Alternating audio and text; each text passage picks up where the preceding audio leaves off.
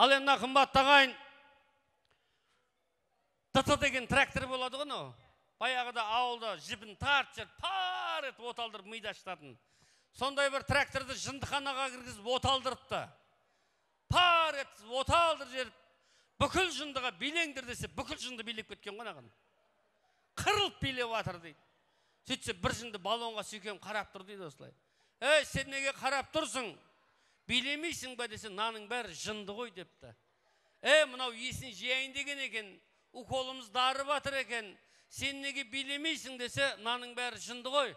Бұл билейтін ән емес, бұл тыңдайтын ән ғой деген екен. Сол сияқты менің айтайын деп атқан әнім бір тыңдайтын ән емес. Негізі билейтін ән. Ағамыздың, Тимурдың осы тойға келе алмай қалған достары бар, өмірден өткеткен достары бар. Сол достарын еске алу мақсатында, бір жағы билеу мақсатында достар деген әнді орындап берейін. Қабылаңыздар. Келіншегім маған қосылады ғой, қосыласын ба? Кеттік ендеше ортаға биге. Жаса қазақ! Көтерейік қане достар, махаббат үшін үзілген сөнген бір үміт қайта жалғансын. Көтерейік қане достар, мол бақыт үшін осы күнге жет алмаған жан достар үшін.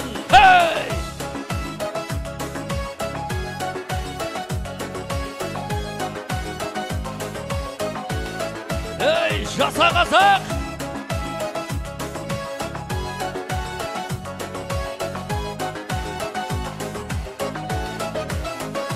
Бас қосты достар бүгін гүлдердің жапырағындай жайнап тұр ақ дастархан, алып ұшып көңіл шіркін жанғандай. Көтерейік қане достар, махаббат үшін үзілген сөнген бір үміт қайта жалғансын. Көтерейік қане достар, мол бақыт үшін осы күнге жет алмаған жан достар үшін.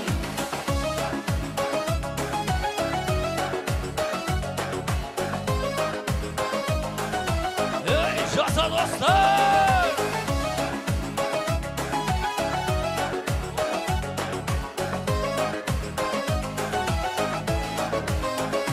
Жастық шақ гүл ашқан ба, ағаштар жайқалады, жүзіңнен жылы шуақ қуанышпен оятайық ақ таңды. Көтерейік қане достар, махаббат үшін үзілген сөнген бір үміт қайта жалғансын.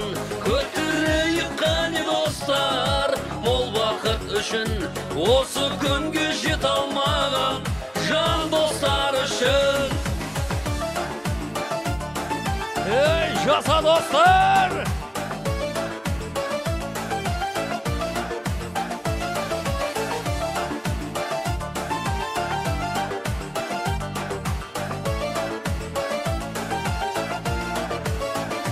Айналап аңсамалым, көңілім ән салады, қуанып дос жүрегі жақсылықта жолығайық деп мәңгі. Көтерейік қане достар, махаббат үшін үзілген сөнген бір үміт қайта жалғансын. Көтерейік қане достар, мол бақыт үшін осы күнге жет алмаған жан достар үшін. Көтерейік қане достар, махаббат үшін үзілген сөнген бір үміт қайта жалғансын. Көтерейік қане достар, мол бақыт үшін осы күнге жет алмаған жан достар үшін.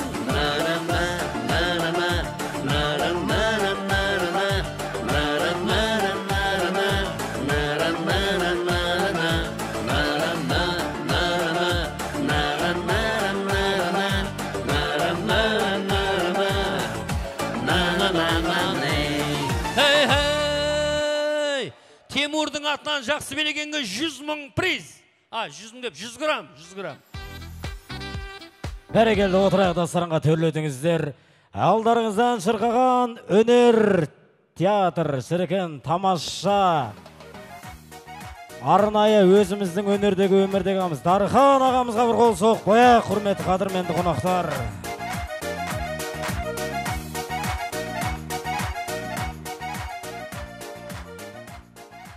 Құрметті қадірменді ағайын, той иелерін ортаға шақырайықшы. Бүгін енді той иелері, бүгін енді арнайы той иелері. Көке келіңізші ортаға. Анам қайда? Келіңіз. Салтанат анамызға қол соғайықшы ағайын. Барымыз ба? Қатырақ. Әй, бәрекелді. Тойларыңыз той қыласын. Берекелі болыңыздар. Ал енді фотоға түсіп басын мына жақ. О, театрдың адамдары, өнер адамдары ғой, Аллаға шүкір. Ал енді дастарханға жайғасайық. Өнер адамдары отырсын. Жайғасы басын. Евразия арнасы тамаша Ситидің жігіттеріне қол соғайықшы.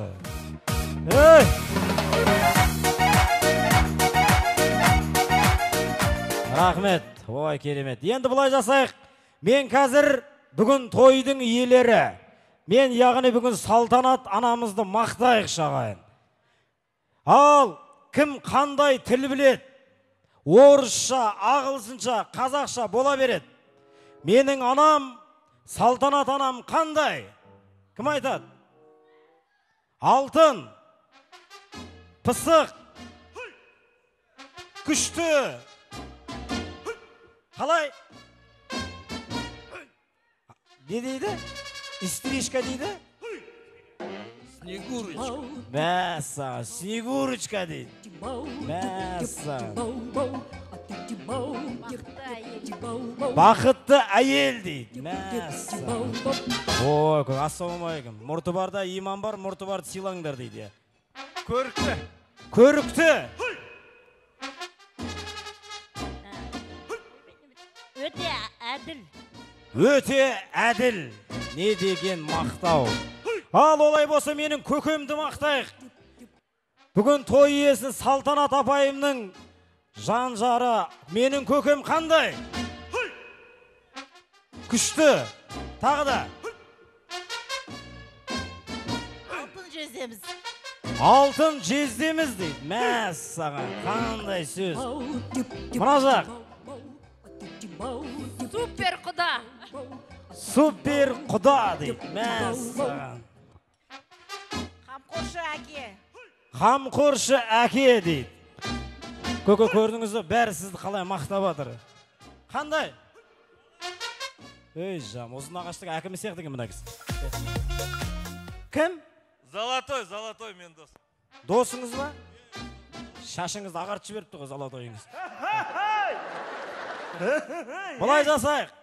Менің егер анам мен мақтқан мақтауға лайық болса қол соғайық. Менің анам красавица. Менің анам ақылды. Мына жақ что-то қол соқпай жатыр ғой деймін. Что-то қаттырақ қол соқай. Біздің Салтанат анамыз әдемі. Біздің Салтанат анамыз красавица. Активная. Ну, чуть-чуть нервная деп. Бәрі қалжын. Ал олай болса көкемді мақтайық. Менің көкем красавчик. Мына кісіге ақша беріп қойғасыз ғой деймін. Менің көкем ақылды. Менің көкем ақылды әке. Ақылды жар. Баяғыда бір досын үйсті мақтап адырмыз ғой. Ақылды ақыл сүйсен бір дос айтатсы сияқты. Аферист ол, аферист деп. Құдай сақтасын енді. Екеуіңізге өмірлік тілейік, махаббат тілейік. Тек қана осындай күліп жүріңіздер. Бұны неге айтып жатырмыз енді? Аллах тағала екі қолды дүниеден жақсылыққа ниет қылып, екі қол жайып бата алуды ниет қыламыз. Рұқсат етсеңіздер, үлкендеріміз жаққа барып, бата алып, сіздердің осындай жарасымды екендеріңізді білдірейік. Орнымыздан тұрып билейік, солай ма? Кеттік әнеке. Көкеміз қайда? Жоғар қарай барайық. Қожабекең көкеміз қайда?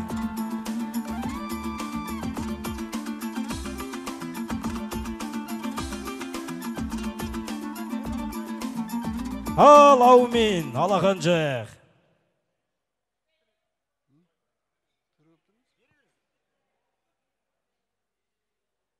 Я Құдайым оңдасын.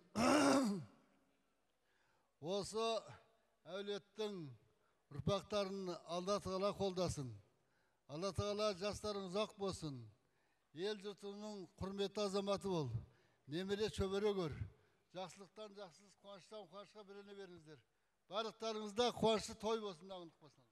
Аумен, аумен айтқаныңыз келсін. Ал енді олай болса, сүттің бетіндегі қаймақ барша ағайын туысты ақ дастарханнан тұрғызып билетейік, орысшасы антракты, қазақшасы ал тұрайық ағайын. Екінші дастарханда жүздескенше отбасымен бірге көрейік. Той боласын ағайын.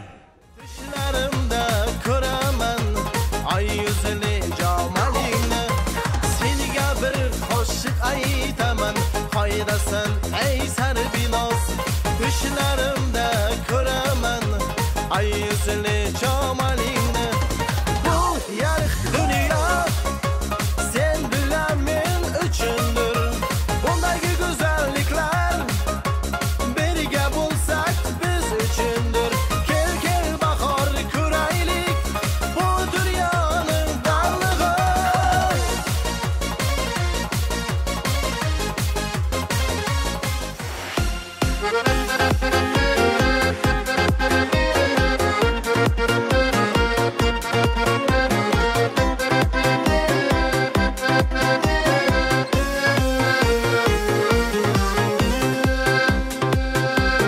Bir suluğa arnadım bir sulu ölen, keyipkeri kim şunun menen.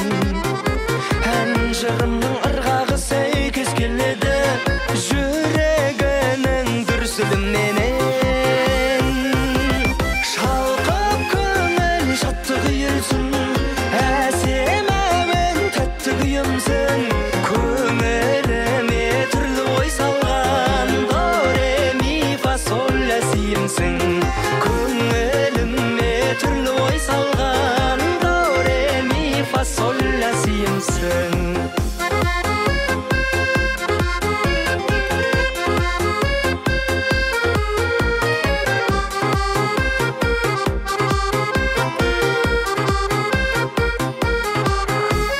Saz tөгеді сан түрлі махаббаттеріне, есіміңді атап өткенде. Сақтаулы тұр жетәріп жетәуен болып, жүректейтін ота дәп берді. Шалқып көңіл жаттығы елсін, әсем әуен тәтті күйімсің. Көңіліме түрлі ой салған, до ре ми фа сол ля сиімсің. Көңіліме түрлі ой салған, до ре ми фа сол ля сиімсің. Нәр-нәр-нәр-нәр-нәй, нәр-нәр-нәр-нәр-нәй, нәр-нәр-нәр-нәр-нәй, нәр-нәр-нәр-нәр-нәй, нәр-нәр-нәр-нәр-нәй, нәр-нәр-нәр-нәр-нәй, нәр-нәр-нәр-нәр-нәй, нәр-нәр-нәр-нәр-нәй, нәр-нәр-нәр-нәр-нәй,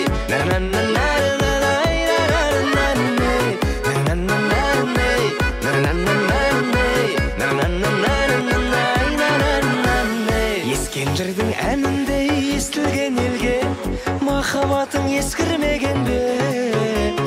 Күмбірлеген кеуденің сол жағындағы, сол белденді ешкімге берме. Шалқып көңіл жаттығы елсін, әсем әуен тәтті күйімсің.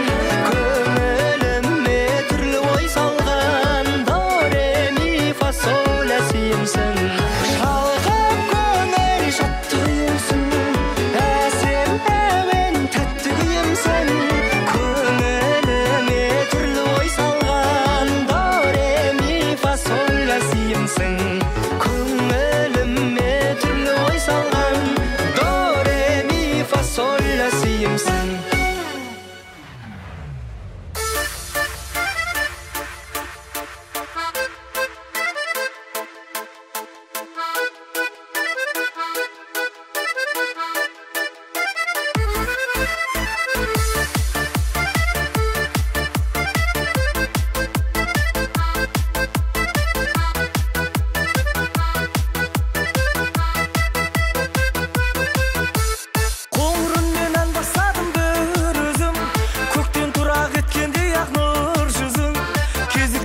қоңырау кеш қоңырда, қоңыр көзде қоңыраттың бір қызын. Кетем деп алдайсың, жетем деп қалмайсың, сүйем десең де нанбайсың. Қоңырат қыз қандайсың, кетем деп алдайсың, жетем деп қалмайсың, сүйем десең де нанбайсың. Қоңырат қыз қандайсың.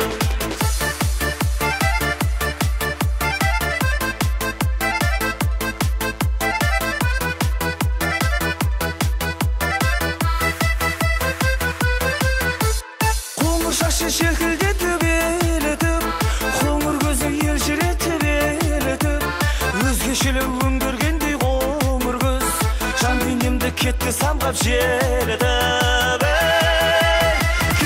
Кетем деп алдайсың, жетем деп қалмайсың, сүйем десең де нанбайсың. Қоңырат қыз қандайсың, кетем деп алдайсың, жетем деп қалмайсың, сүйем десең де нанбайсың. Қоңырат қыз қандайсың.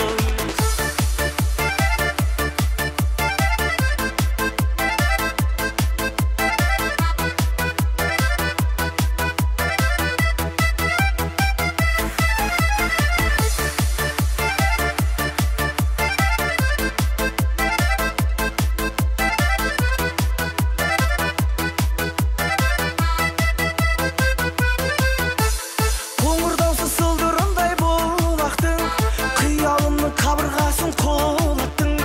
Қоңыраттың қызын көрген сол сәтте, аяқ асты қоңыр түсі ұнатты. Кетем деп алдайсың, жетем деп қалмайсың, сүйем десең де нанбайсың. Қоңырат қыз қандайсың, кетем деп алдайсың, жетем деп қалмайсың, сүйем десең де нанбайсың. Қоңырат қыз қандайсың. Кетем деп алдайсың, жетем деп қалмайсың, сүйем десең де нанбайсың. Қоңырат қыз қандайсың. Кетем деп алдайсың, жетем деп қалмайсың, сүйем десең де нанбайсың. Қоңырат қыз қандайсың. Қоңырат қыз алдайсың.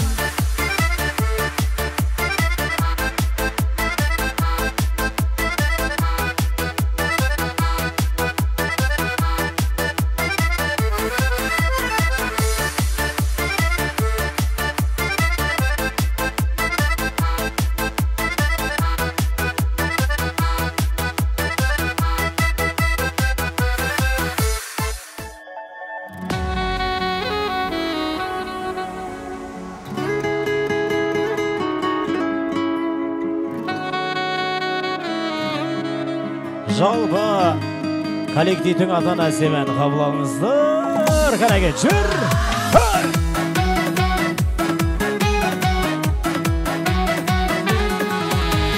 Байлық сенің жан-жараңды емдей ме? Жар болуды қаламайсың мендейге. Сонда сенің махаббаттың болуға материалдық жағдайым келмей ме? Естейдім мен байдың қызы байғанна, мен жердемін сенде көңіл айрама. Қарапайым отбасында ер жеткен шаруаның баласымын жайғанна. Ақырманы айдан дейік айданна, бақытыңды байлығы үшін байлама. Мен ауылда тұрғым келеді өзіңмен, ал сенің ше қалағаның қайғала.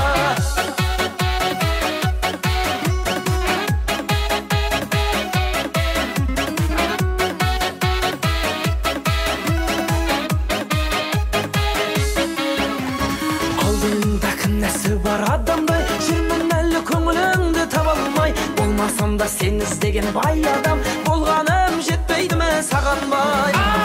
Естейдім ме байдың қызы байғанна, мен жердемін сенде көңіл айрама. Қарапайым отбасында ер жеткен шаруаның баласымын жайғанна. Арманы айдан дейік айданна, бақытыңды байлық үшін байлама. Мен ауылда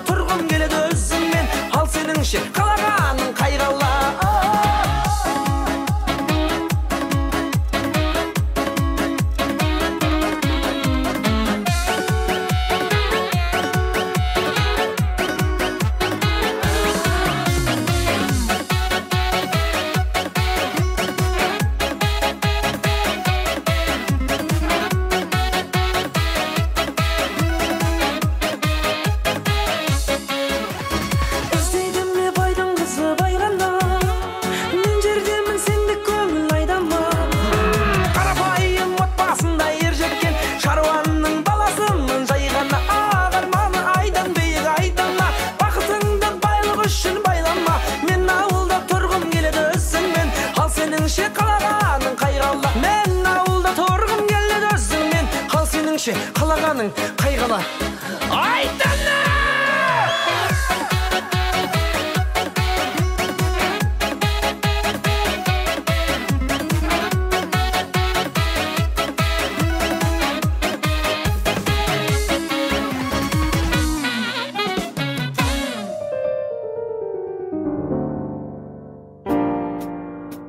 Мағлұм ұлы әкесі дайырдым, молодец, красавчик, бименен айырдым. Шіркін мынау қуаныш тойының құттықтауға келіп тұрған түрі. Ақ көйлек киген, көк көйлек киген құрбыларым да бар. Бақ дәулет деген, нұр дәулет деген кластастарым да бар. Ақ пакетпенен, көк пакетпенен сарқыттарым да бар. Алағайын бітті сау болыңдар. I'm a rock star, gangstar, giving to me power, even pasta. I'm Rasta, the people give me money. I'm a rock star, gangstar, giving to me power, even pasta. I'm Rasta, the people.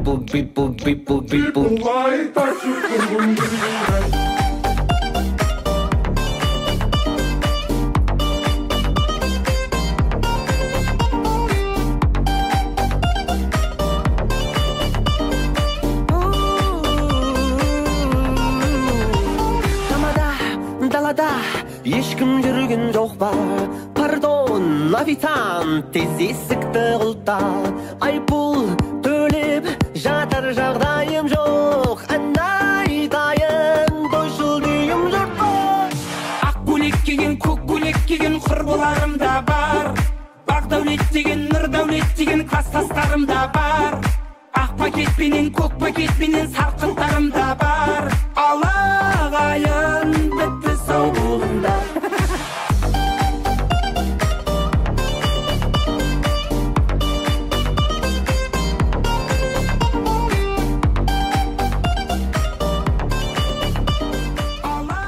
Әй бәрекелді, рахмет. Чай ішейік шағайын. Баласы, өр алтайдың санасы, асау ерті жағасы, ақындықтың санасы, батырлықтың анасы, кіші жүздің... Бәрекелді, ал енді хандар мен мырзалар, жақсылар, енді бүгінгі кішкентай қызымыздың тұсауын кескен, төрдегі отырған осындағы Гүлбаршан анамыздан Бақыт анамызға бір қол соғып қойыңыздар, құрметті ағайын. Міне, елдің азаматшасы болсын ағайын. Олай болса, ел бірлігін көтеріп жүрген осындағы өнердегі өмірдегі ағаларымыз бар. Яғни сол кісілермен де өздеріңізбен де бір ауыз танысуға ортаға шықтық ағайын. Білесіздер, адам білескенше, жаны бар кісінескенше дейді. Яғни өз-өзімізді таныстырайық, біліп жатсақ, жақындарымыз болып жатса, жақсы бір сырласып қалайық деген ниетіміз. Жарысып болашақта жорға желмен, шығып едім айдынды Алакөлден, таспа жырды тарту етіп, тартпай етіп, шалдардың қамшысындай талдап өрген. Тәуелі ой айтайын ордаңызға, шолпанның жұлдызын таң көрген. Ассалаумағалейкум арда елім, Алакөл қасиетті жерім менің. Алакөлім берекелі, бірлігі бар, тірлігі бар, мерекелі. Көлдеріне алтын кебісті қаздар қонып, иілі мойынды шомылған айдынды Алакөлден боламыз ағайын. Ақынның шарықтасын асқағаны, көтеріп жұрт көңілін тастағалы. Мен отырмын бүгін 2.25-пен тұсау кесер тойының екінші дастарханын сіздердің шапалақтарыңызбен бастағалы. Той құтты болсын ағайын. Олай болса, өнердегі өмірдегі ағаларымызды екінші дастарханның шымылдығына шақыр деген ниетпен ортаға шақырайық. Білесіздер, сатираның саңлағы жілікті шағып, майын ішкендерді ортаға шақырайық. Өнердегі өмірдегі ағаларымыз, яғни Мадинаның ағалары, Мұхамеджан ағамызбен Асқар әкемізді ту қол қошеметпен сағына төріне шақырайық. Кәнеге келіңіздер. Жоқ жаным қалсаңшы бірден етіп, қалмақсың қай жаққа кімге кетіп. Рахмет. Мұхамеджан ағамызбен Асқар әкемізді ортаға шақырайық. Ту қол қошемет ағайын.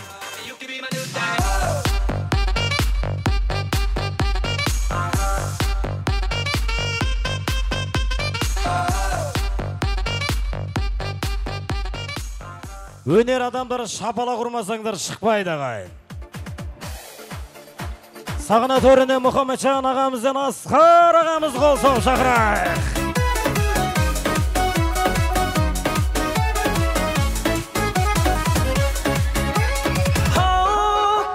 Жоқ жаным қалсаңшы бірден етіп. Әй өрек.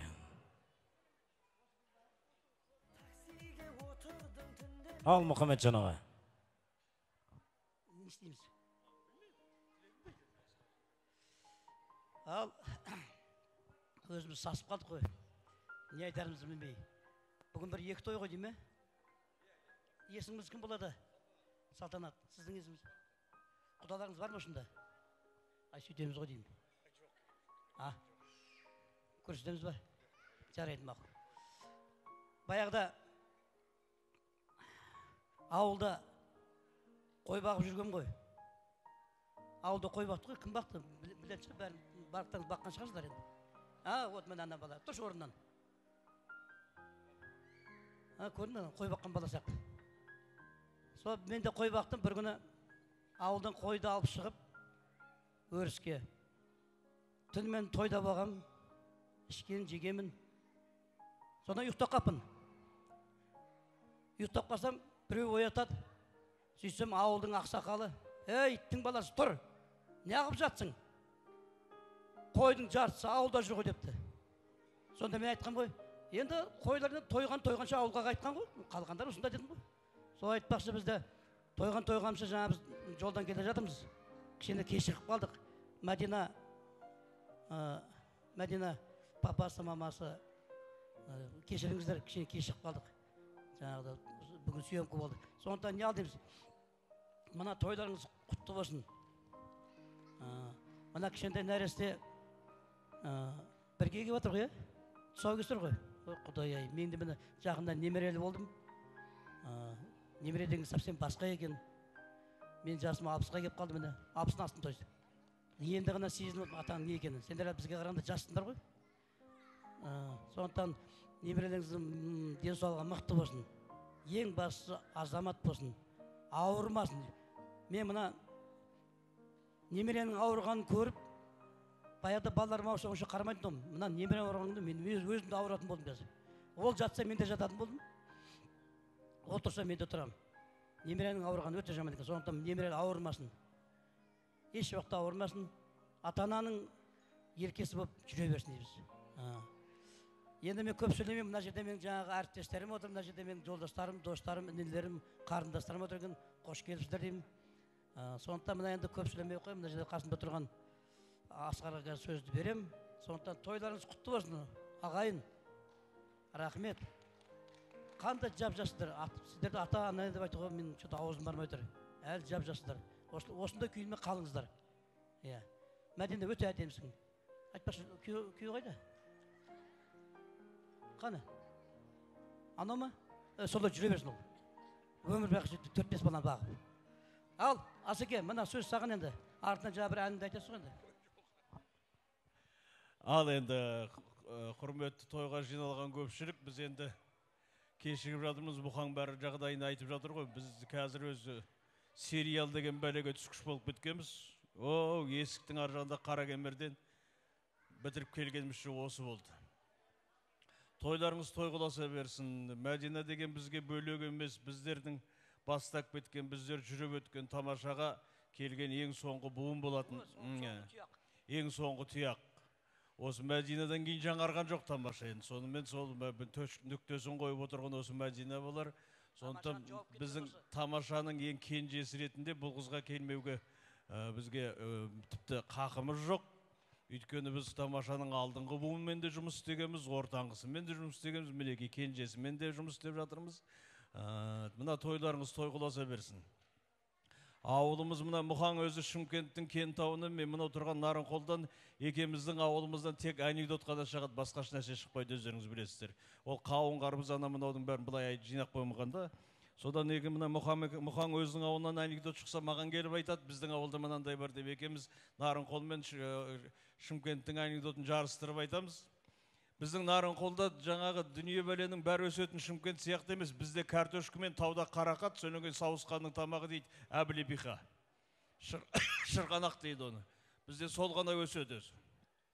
Соңғы біздің Нарынқолда қарақаттың вареньесін мына Алматының әйелдері биыл 3 банкі жауып алдым, 5 банкі жауып алдым деп отырады ғой.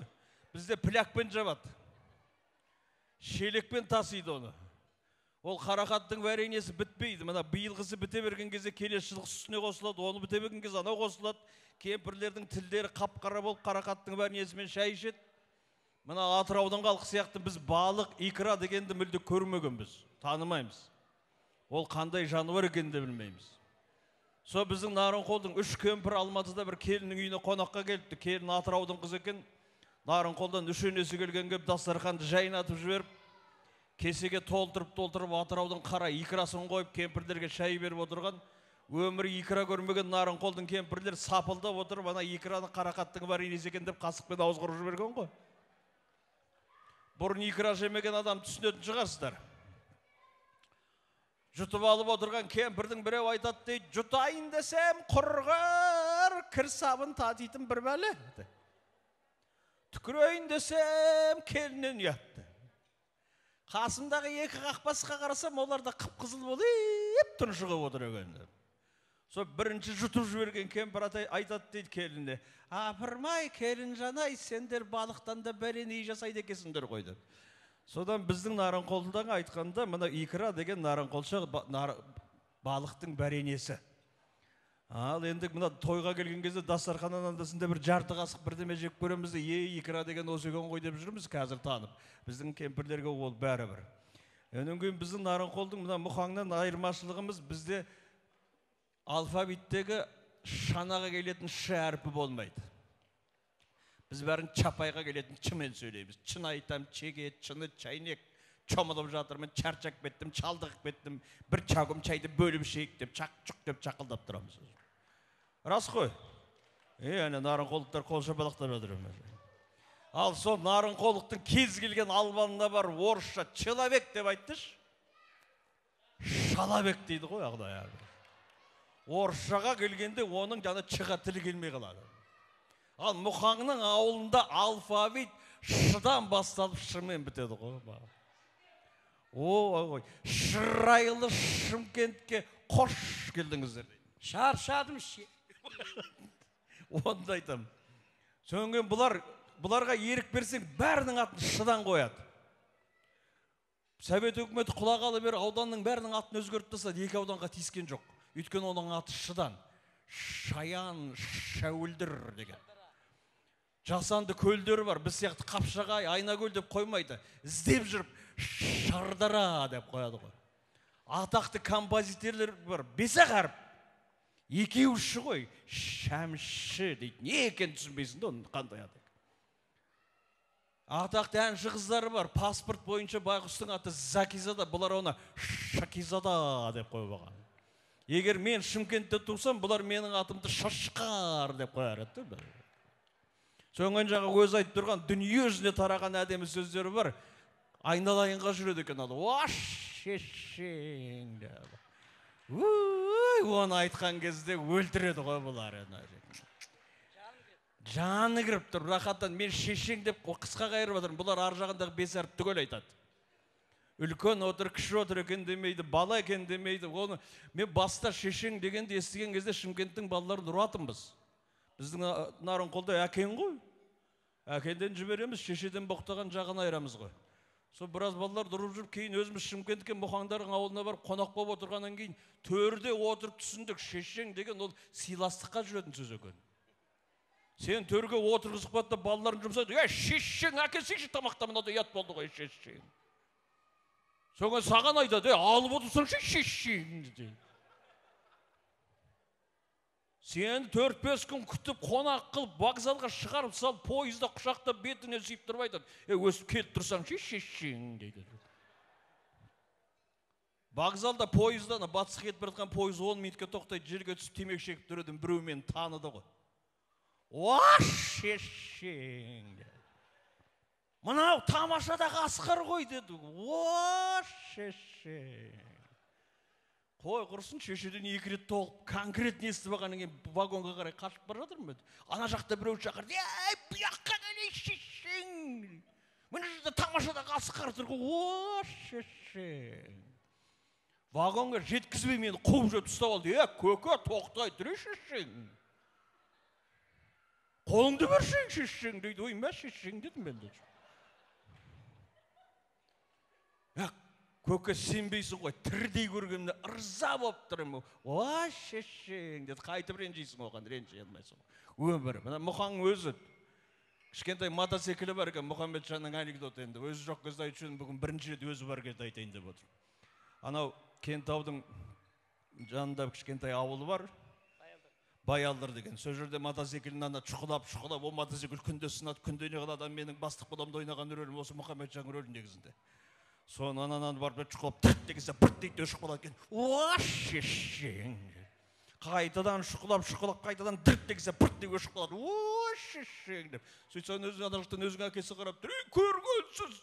Қу темірді шешең деп оталдырмай, бісміллә рахман рахым деп оталдырмайсың беді. Сен Мұқан айтады дейді, қайдағы бісміллә оталады дейсің еді. Жарай деді, үлкен кісіға айтқаныңыз істейін. Бісміллә рахман рахым деп дір дегісі мотоцикл гүрррр. Ана әкесі селк етесің. Ой, шешең деп отыр. Мінеке біз өстіп, әзіліміз жарасып, достығымыз жарасып, осы Тамаша деген ұлы шаңырақта осы уақытқа шейін мына сіздерге танымал бүкіл халықтың сүйіктісі болып жүрген сол шаңырақты қатты құрмет тұтамыз. Біз сол шаңырақта болғанымызды мақтан тұтамыз. Және Мәдинадай қызымыздың сол шаңыраққа кенже болып келгенде мақтанамыз да, осы тойға құтты болсын айтып келіп отырған себебіміз де зор. Тойларыңыз тойға ұласа берсін. Бәрекелді, тойларыңыз берекелі болсын. Жақсы ғой достардың көп болғаны, жақсы ғой дұшпандардың жоқ болғаны. Бұлақтарын бір-бірімен қосылғанда білінбес дариямыздың тоқтаған дейді. Дарияларыңыз тоқтамай, достықтарыңыз асқақ арманға ұласа берсін. Сатираның саңлағы, өнердегі өмірдегі әкелеріміз, Асқар әкемізі Мұхаммеджан әкемізге қол соғайық. Рахмет. Ақ дастарханның төріне жайғасайық сіздер үшін.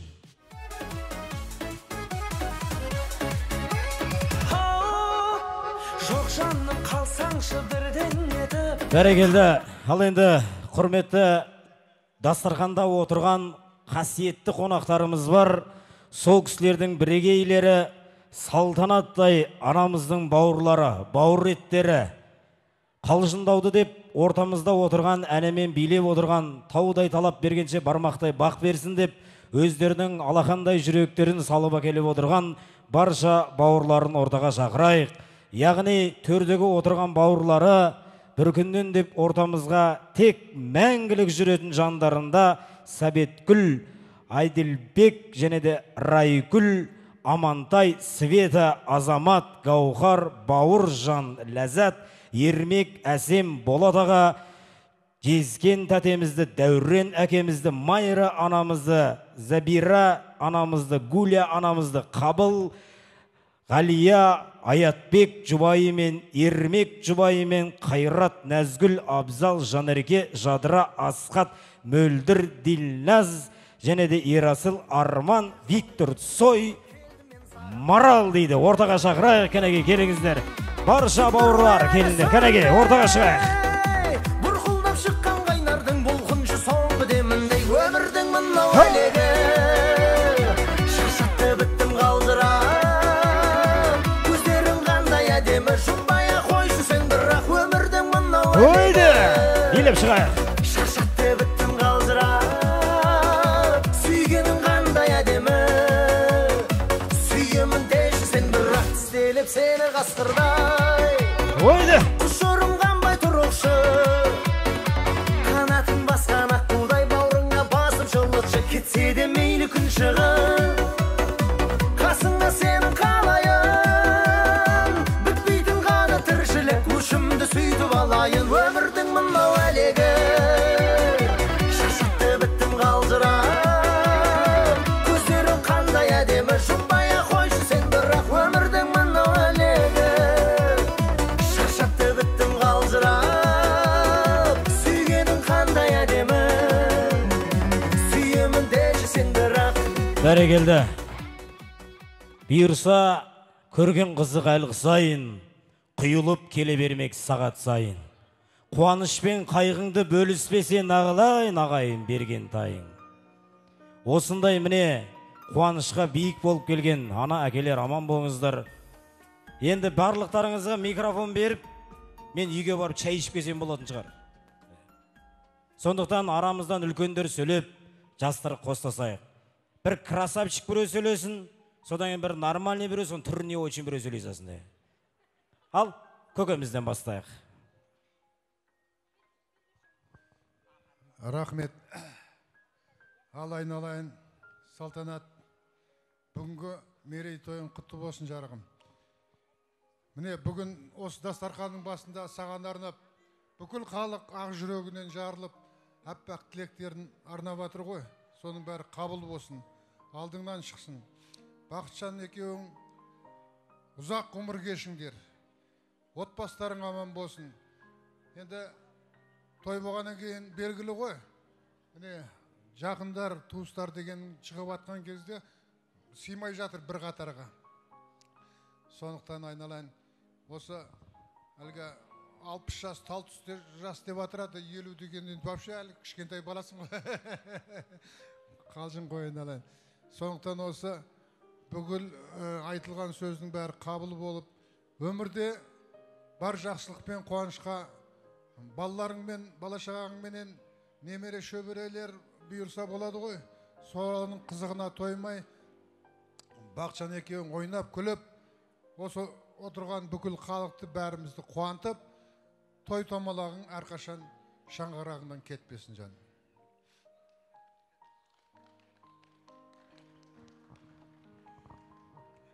Жаным Салтанат, Бақытжан, жарықтарым, екеуіңнің бақытты болуыңа, осы жасаған жастарыңа тағы осындай жас қосылсын. Екеуің бір жастықта қартайып, жаңа кішкентай балапанымыз Ясминнің, одан кейінгіде кішкентай немерелердің біздерге шөбере болып келеді. Солардың қызығын көріп, тойларың той қыласып, жастарыңа жас, бастарыңа бас қосылып, аман есен жүре беріңдер.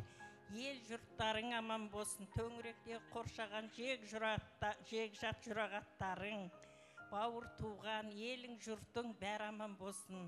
Аспанымыз ашық болып, дендерің сау болып, мәңгі жас болып жүре беріңдер.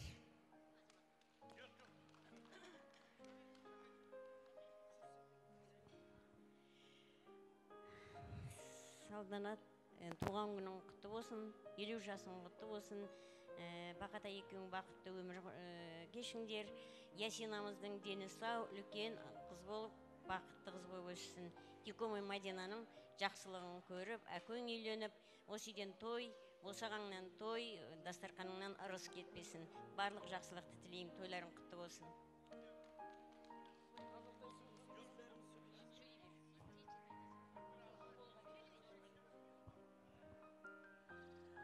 Құрметті Салтанат, жаным менің, бүгінгі келген мерей тойың құтты болсын. Алла тағала сен көтерген шаңыраққа Алланың нұры жаусын.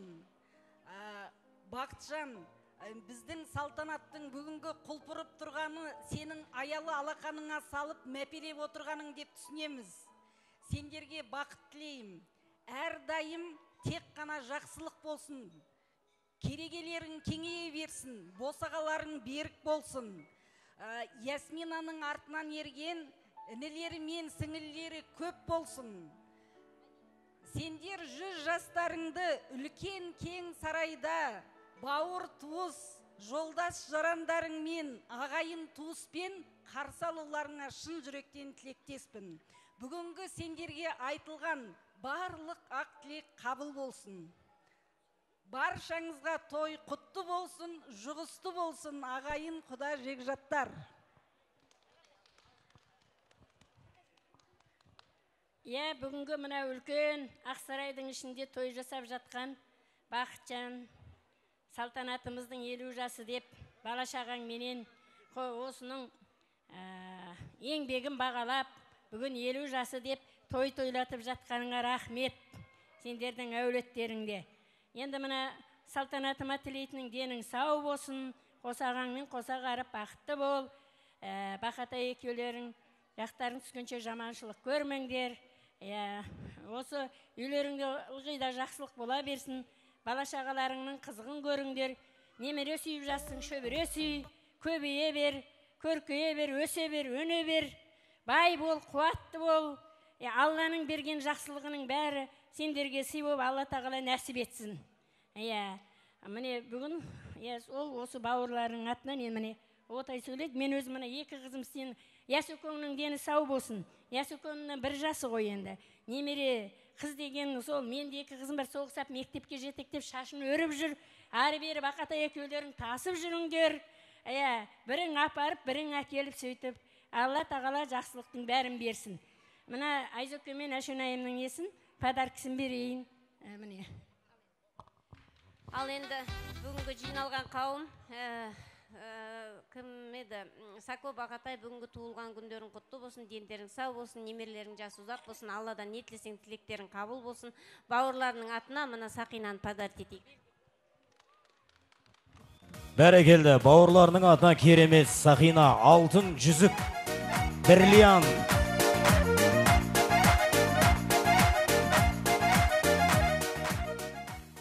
Қалғанымыз қосыламыз ба?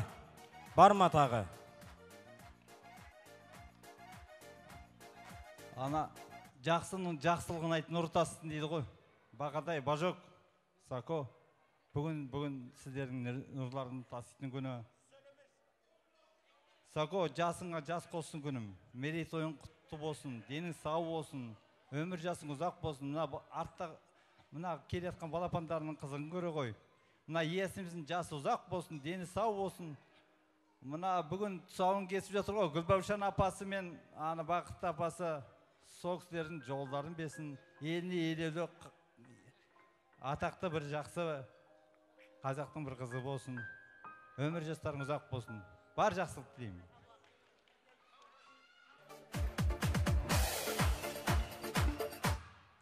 Ал құрметті бүгінгі тойға жиналған қауым, бүгінгі осындай үлкен дәстүрді, қыздарымызды, азаматтарымызды құрметтеп, осындай мерейтойға үлкен Алатаудың асқаралы белінде, бөктерінде тамаша осындай Гранд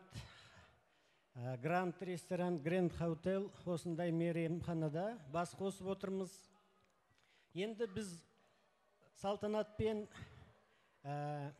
Ботай бауырымыз бар, бір атаның Бақытжан ініміз, бір атаның балалары туыс болып келеміз, бір ауылданбыз. Жаңа ғана Асқар ағам айтты ғой, Нарынқолданбыз, Нарынқолдан. Кеген Нарынқол деген біз бір боламыз, албанбыз. Сондықтан мынау қазақтың дәстүрі осындай үлкендерін қадірлеп, жастарын осындай кейінгілерге үлгі болсын деп қастерлеп, міне үлкен той жасап жатыр. Сондықтан осы туыстарымызға үлкен алғыс айтамыз. Ал енді қосақтарыңызбен қосағарып, осы үлкендердің берген баталарының бәрі қабыл болсын. Осы үлкен дастарханда, мерейтойда жақсы алтын құдаларымызбен қауышып жатырмыз. Клара құдағиымыз, осында Жансая Ғабит құдамызбен отырғанымызға, өздеріңізбен туған туыс құда жекжат, өнер қауымы, бәрлеріңізбен осы тойды бірге ақ жүрекпен қарсы алып жатқанымызға шын жүректен қуаныштымын. Сіздерге бақыт, ұзақ ғұмыр тілеймін. Мынау біздің сәбилеріміз үлкен өнер адамы, азамат болсын, елінің мақтанышы болсын. Анау төрде отырған біздің қазақ өнерінің азаматтары, жаңа Асқар ағамыз бастаған тамаша үлкен ойын сауығы отауының азаматтары сияқты үлгілі осы дәстүрімізді елге дарытатын бір отбасы болсын. Сіздердің мынау дәстүрді жалғастырған қадамдарыңызға гүл бітсін, мерейтойыңыз құтты болсын. Халқымыз аман, еліміз, жұртымыз аман болсын. Тек той болсын әр үйде. Рахмет.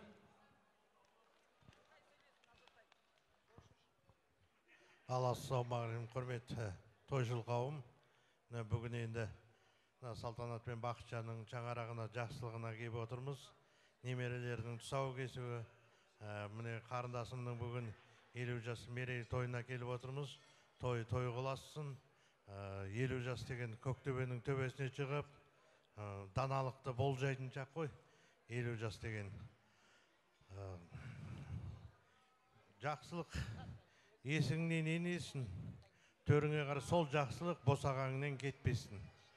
Отбасыларың аманшылық, дендеріңе саулық, тойшыл қауымға осындай тойға ұласа берсін.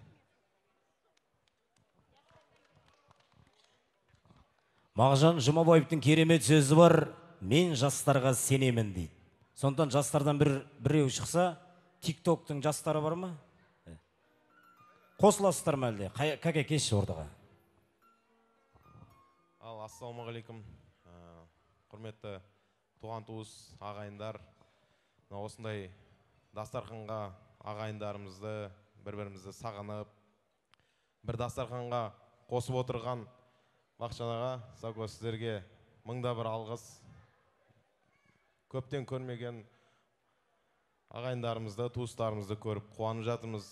Сөзін шыны керек, мен өзім бала кезімнен нағашыларыма жақын өскенмін. Осы мамамның сестренкасы Сако, Бақытжан аға, әкем бажасы. Біз сіздердің балаларыңыз, біз сіздердің көз алдарыңызда өскен, біз сіздердің жастарыңыз ұзақ болсын, осындай қуанышта, тек қана дастарханда, осындай қуанышты дастарханда бас қосып жүре берейік, туған туыстар. Әңгіменің қысқасы, вы заслужили такое счастье. Бақытты болыңыздар. Тико, Мадикош, кішкентайларың жасы ұзақ болсын, артынан бала-шағаларың өсіп өне беріп, бақытты жанұя болуларыңа тілектеспіз. Кім бар тағы да? Жайнасын күлімдесін. Албандар, Аллаға қолын жайыңдар. Сендердің қыздарың шыққанда нәғып бір албанға шапалақ ұрмаңдар. Ұрыңдар, сендер ұрыңдар. Сендер албандар, жараңдар. Аллах тағала нәсіп етіп осындай сұлу бергенде нәғып шапалақ жоқсыңдар деген ғой, албандар.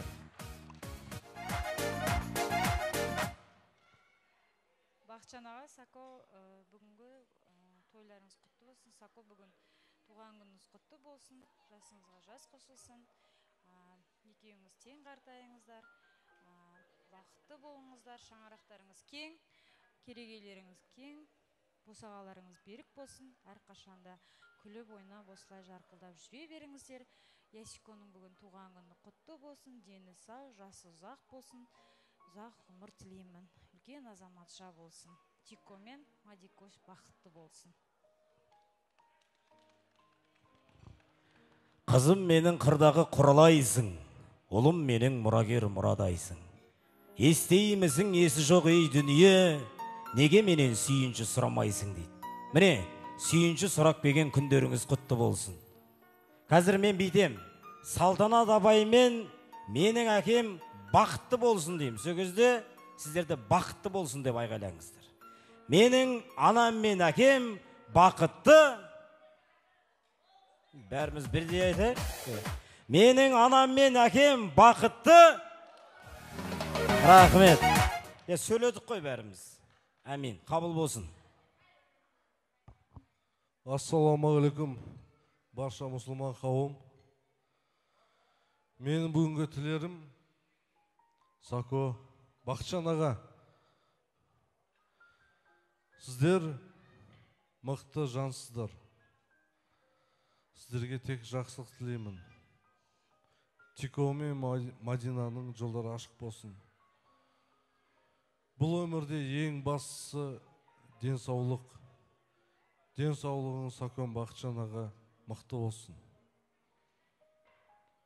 Қолдарыңыз ажырамасын, бір жастықта қартайыңыздар. Осы Тиконың бар жақсылығын көріңіздер. Сіздер мықты ата-анасыздар. Мен сіздерге қарап үлгі тұтам. Сақтарыңыз сынбасын, тек алға.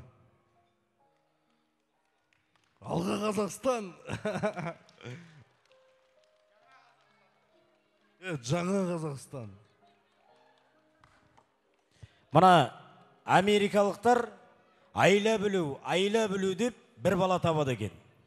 Орыстар ятибәлі білу деп 2-3 бала табады екен. Ал біздің қазақта аржатшы деп 10 бала табады екен. Сондықтан осы ұрпақтарыңыз көп болсын. Ал кеттік, барша бауырлардың құрметіне Салтанат апайымыздың кәнеге. Келін болып кеттің қалай лайла, бастаным мәнім, басқаны жаным, шын бақытты еттің қалай лайла. Тарас шаһардан Шымкент шаһарға, келін болып кеттің қалай лайла, бастаным мәнім, басқаны жаным, шын бақытты еттің қалай лайла. Толған айдай толдың ба, айдай келін болдың ба, басқа жанның басына бағы болып қондың ба лайла. Түсінбедім бұл айтып, кеттің неге мұңайтып, үнсіз енді отырмын мәжнүн таңға сыр айтып лайла.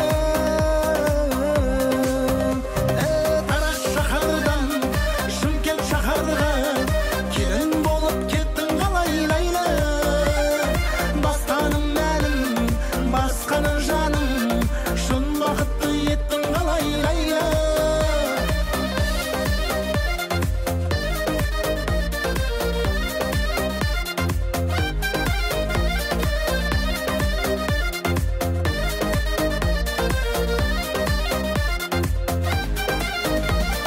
Той күні, тойдың жырын айттым мен, сол бір тойдан өзіңе бақыт тілеп қайттым мен ләйлә. Қылықтым, жібін өздің үміттің, ойда жоқ та жаным ау, мені қалай ұмыттың ләйлә. Тарас шаһардан Шымкент шаһарға, келін болып кеттің қалай ләйлә, басқаным мәнім, басқаны жаным, шын бақытты еттің қалай ләйлә.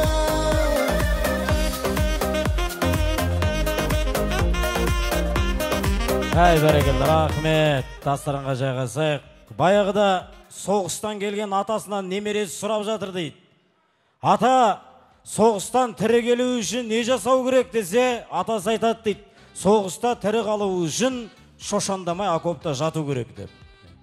Сондықтан отырайық. Түбірлі тойымызға бүгін енді өнерпаздар келіп жатыр.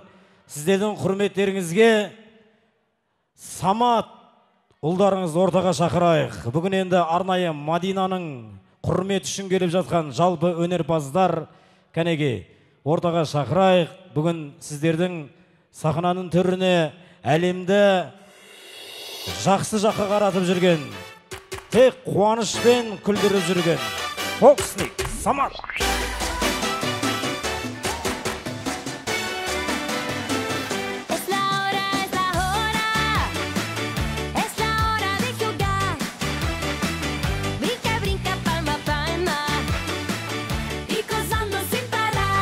Бірікшілер, ассалаумағалейкум, той құтты болсын, барлықтарыңызға жұғысты болсын. Арнайы бүлдіршіндердің құрметіне. Балалар келейік ортаға, фокус көрейік бірге. Балалар шақырайық, кел. Бәріміз келейік ортаға жиналайық. Келеміз. Ал. Келеміз. Маған қарап тұрамыз. Кел. Келеміз, бері қалай келейік. Бәріміз келеміз.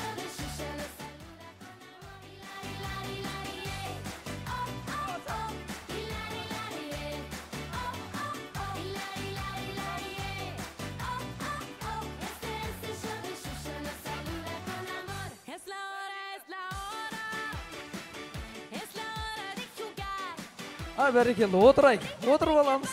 Отырамыз. Балаларға бір шабала құрып қойайық. Кеттік, ал.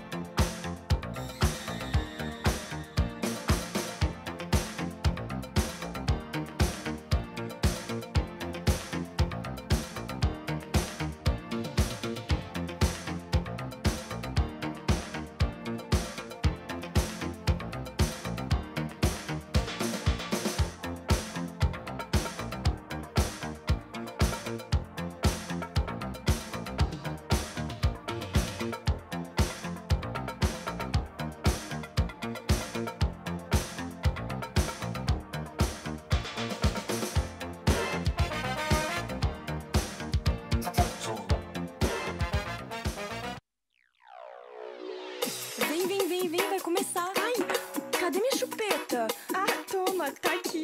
Por favor, né? Peraí, essa chupeta é minha. Mamãe, eu quero. Mamãe, eu quero. Mamãe, eu quero. Mamãe, dá chupeta pro bebê não chorar. Dorme, filhinho do meu coração. Pega a mamadeira e vem entrar pro meu cordão. Eu tenho uma irmã que é fenomenal. Ela é da bossa e o marido é um boçal. Mamãe, eu quero. Mamãe, eu quero.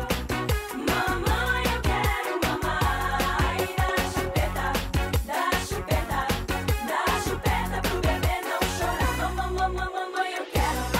Mamãe, eu quero. Mamãe, eu quero. Mamãe, dá chupeta pro bebê não chorar. Olho as pequenas, mas daquele jeito. Tenho muita pena não ser criança de peito. Eu tenho uma irmã que se chama Ana. De piscar um olho já ficou sem a pestana. Mamãe, eu quero. Mamãe, eu quero. Mamãe, eu quero. Mamãe, dá chupeta pro bebê não chorar. Mamãe, eu quero. Mamãe, eu quero. Mamãe, eu quero. Mamãe, dá chupeta pro bebê não chorar. 2, 3, 4.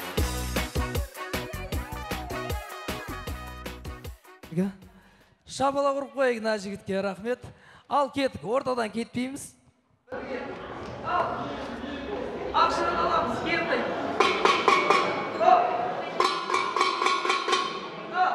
Ақшаны аламыз. Апаларға көрсетеміз, бұлай көрсетеміз.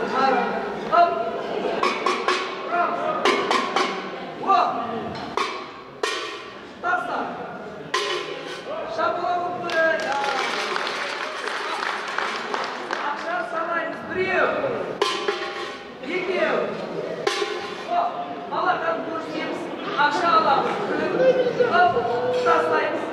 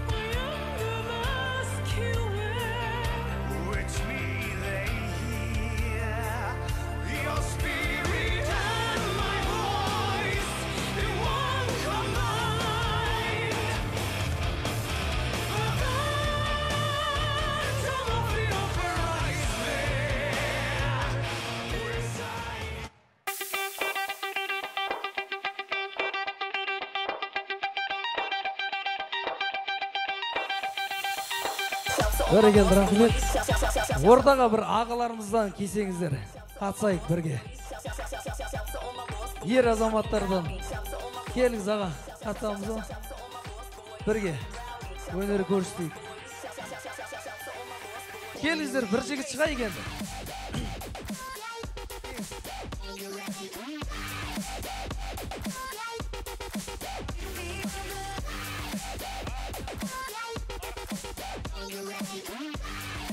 Папасын шығарамыз ба? Келейік.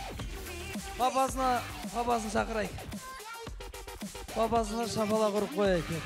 Кет.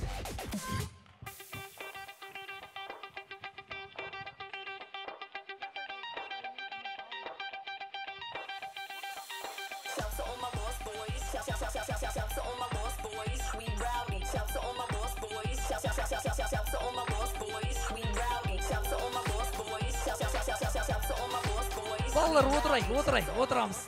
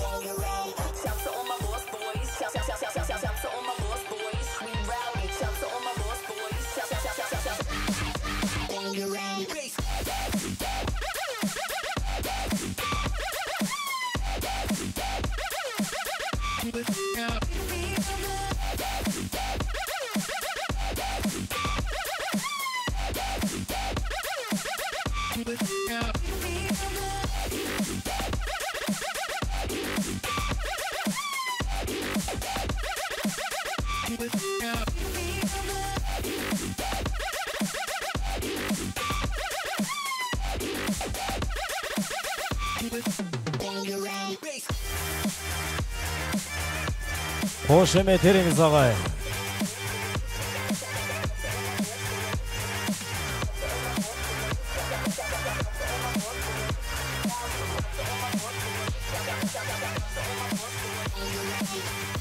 Бәрекелді, рахмет, той құтты болсын. Келесі тойда жолыққанша. Рахмет, тамашалаңдар.